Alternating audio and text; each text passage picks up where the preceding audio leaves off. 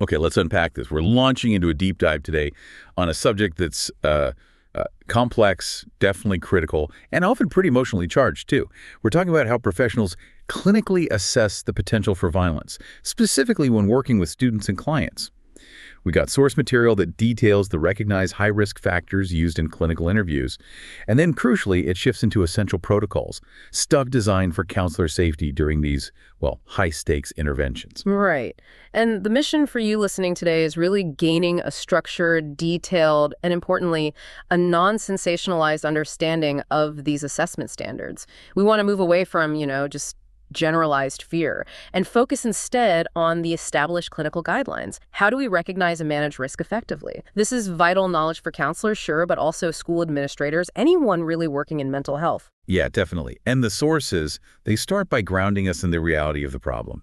While isolated incidents like school shootings grab all the headlines, the material points out that more sort of routine forms of violence, homicide, rape, aggravated assault, they remain a severe and persistent issue. And to really grasp the scale of the challenge professionals face, we kind of have to look at the data trends, the numbers that, necessitated these structured assessment guidelines in the first place. Indeed. These aren't static problems, not at all. The sources reveal a, frankly, staggering historical trend. Okay. Between 1987 and 1994, firearm homicide rates for youth aged 15 to 19, they increased by 155%. 155%. Wow. That's not an incremental climb. That's an explosion of risk in just, 7 years? Exactly, an explosion. Did the sources get into why? Like, what caused that huge jump? Was it demographics, access, maybe just better reporting? It seems the primary research points towards a complex mix of factors.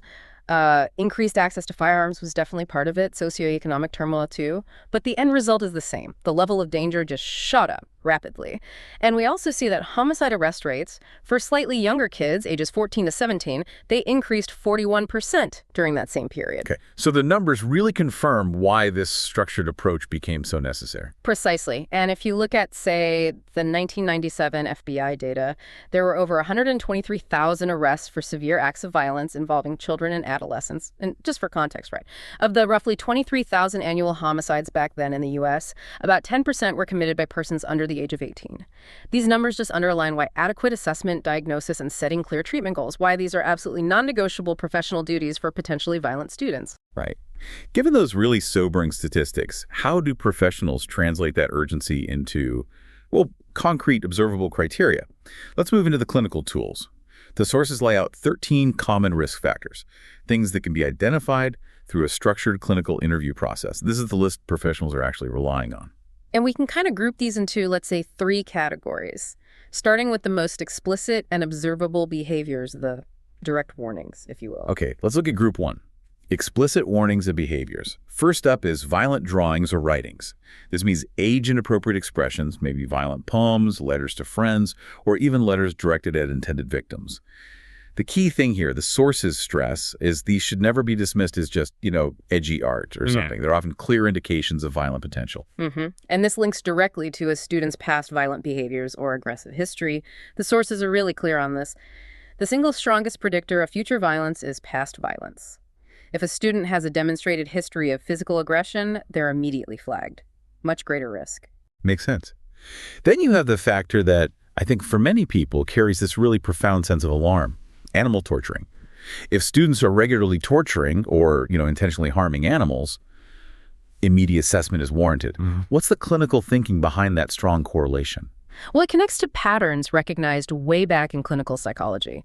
The act of torturing animals often signals a really profound lack of empathy, a willingness to inflict pain on the powerless, and frankly, a deep underlying disturbance. So when a professional encounters this behavior, it immediately ramps up the concern for violent ideation towards people. Intervention becomes urgent. Okay. And finally, in this group, the most direct factor, threats of violence towards others. This requires immediate assessment. Threats can be very direct, like, I'm going to kill him. Or sometimes they're more veiled, right? Like, something big is going to happen to you after school tomorrow. Yes. And what's absolutely vital for the professional is knowing how to clinically validate if a threat is actually viable. It's not enough just to hear the threat. You have to assess its credibility. Is it real? Right. And the sources break this down. How do you do that? 3 crucial components for assessment. First, lethality. How serious is the intended harm? Second, the degree of violent plan existence like. Has the student actually thought this through beyond just an angry outburst? And third, the student's ability to secure the indicated weapon or harm instrument. That third point is huge. Access. A plan that is realistic, seems well thought out, and is highly lethal, meaning the student actually can get the poison or the car or the firearm they mentioned. That's considered a viable threat, and it requires the absolute highest level of immediate intervention. Got it. That distinction between just talk and a viable threat, that's a critical difference for the counselor. Okay, let's pivot now to group 2.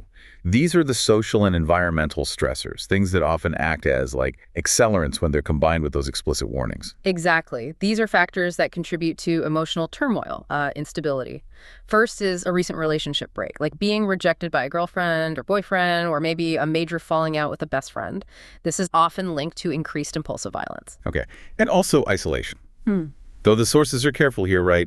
They caution that most isolated students are not violent. That's crucial. Isolation by itself isn't the predictor, but it becomes strongly correlated with violence toward peers when it clusters with other risk factors. It can breed resentment, alienation. Makes sense. What else is in this group? Other stressors include feeling teased or perceiving that they're being teased or harassed. Students who show violent tendencies often display hypersensitivity towards criticism. They might feel perpetually victimized. Familial stressors are another powerful trigger. Stuff at home contributing to frustration, anger, hopelessness. And then there's the label, being noted by peers as being different, like weird or strange or geeky. While obviously not causes of violence on their own, they can worsen feelings of alienation when they pile on top of other factors, especially that hypersensitivity we mentioned. And finally in this group, low school interest. This might stem from feeling inadequate, maybe an inability to perform academically, which then leads to intense frustration, especially if the student feels they're being, belittled by higher performers or even teachers or authority figures. Okay, so we've covered explicit warnings and these environmental stressors.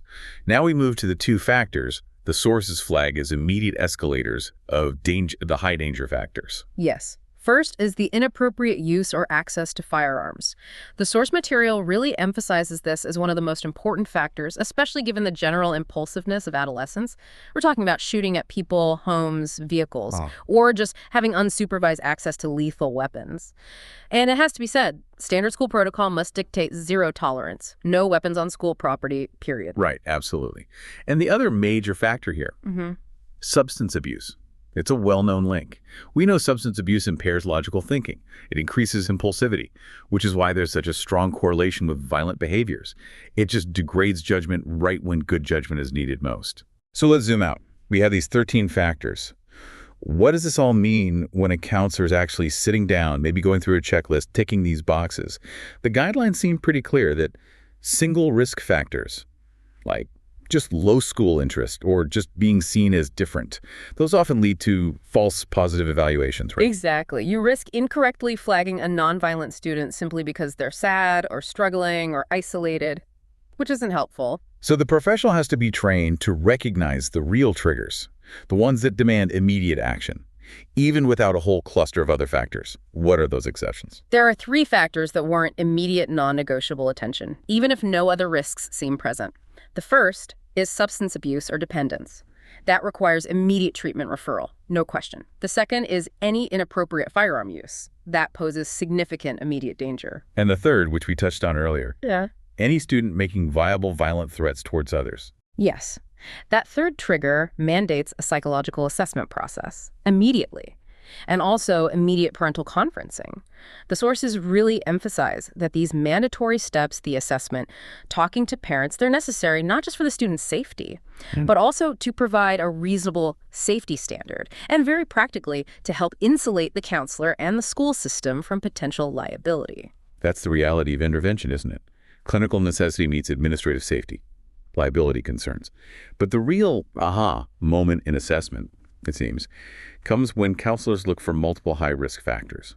That's where the risk really skyrockets. Absolutely. That's the key. Think about the specific example given in the sources. A student showing, say, low school interest plus feelings of isolation, plus a recent significant relationship break. And that's combined with specific verbal threats towards a peer. That cluster. That absolutely warrants a thorough assessment and a swift intervention plan. Risk assessment really relies entirely on recognizing patterns and clusters of behaviors, not just single items. Okay. And if a student shows up with, well, an abundance of these 13 factors, suggesting really severe environmental turmoil, lots of emotional stress, what's the professional recommendation then? That indicates extreme risk. The intervention warrants immediate removal from the general school environment. We're talking about placement in a structured living environment, something like specialized foster care, maybe a group home, or even an inpatient hospital setting. And the guidelines are firm here.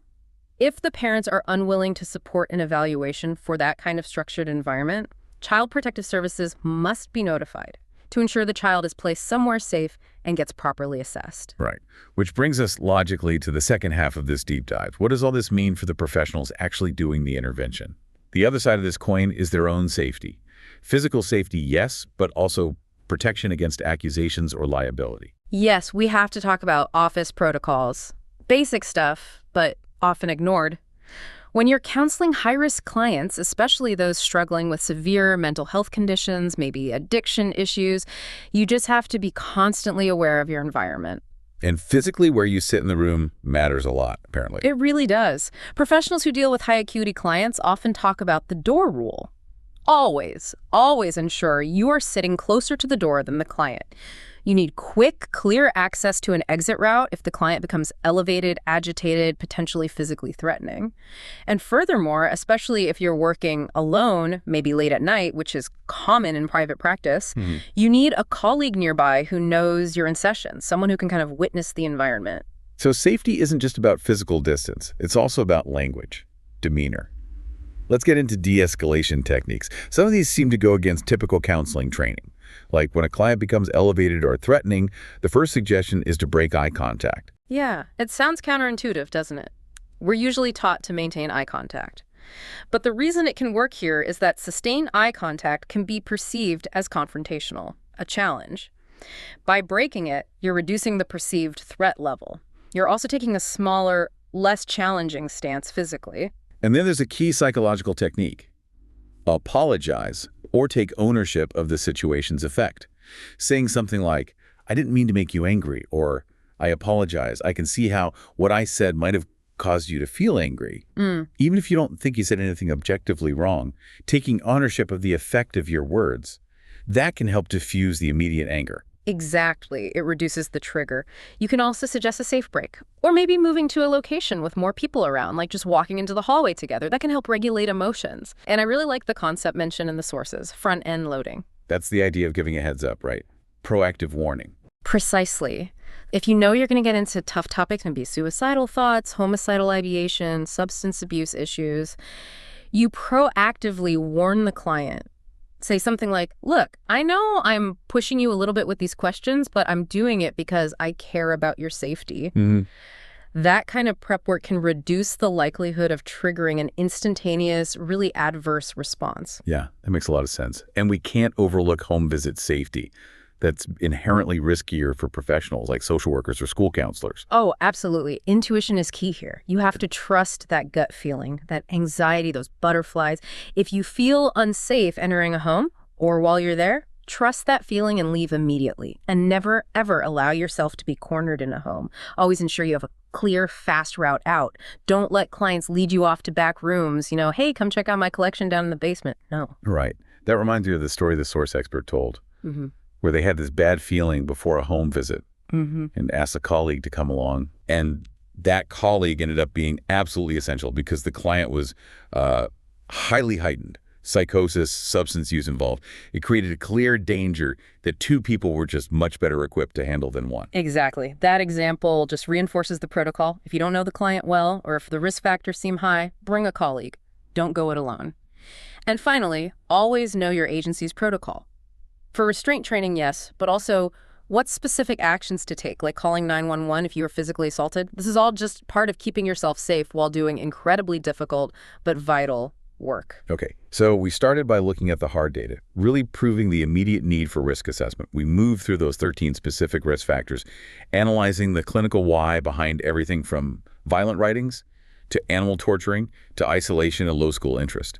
And we ended with critical, practical, potentially life-saving advice on safety and de-escalation for the professional. Yeah, and the core takeaway for you listening, I think, is that violence assessment is fundamentally reliant on recognizing patterns and clusters of behaviors. While single factors definitely raise concern, identifying that handful of factors that require immediate, non-negotiable action, that's paramount to maintaining safety standards for everyone involved. So here's a final thought for you to mull over.